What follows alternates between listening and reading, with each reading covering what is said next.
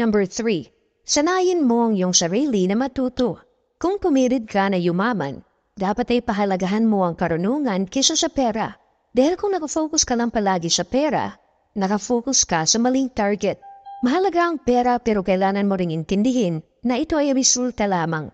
Sa halip na mag-focus ka sa pera, dapat ay mag-focus ka sa mga bagay na kaya mag-generate ng pera.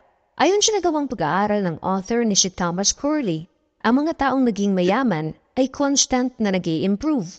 Sinasanay nila ang kanilang sarili na matuto sa maraming bagay dahil alam nila na ang kaalaman ay ang pinakamahalagang puhunan sa pagyaman. Ginagamit nila ang kanilang free time para matuto.